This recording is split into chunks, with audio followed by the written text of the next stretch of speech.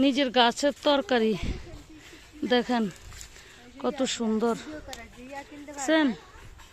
Fresh, যার মধ্যে কোনো ফরমালিন নাই, কোনো কিছু নাই। নিজের হাতে বোনা তরকারি গাছ। বুঝছেন? এই যে আরেকটা,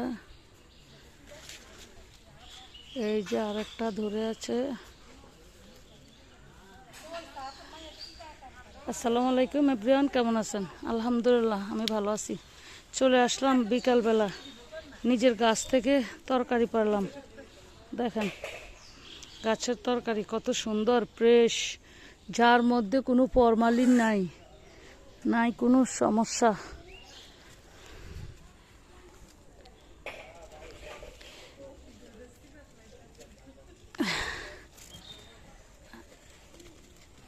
বুঝছেন?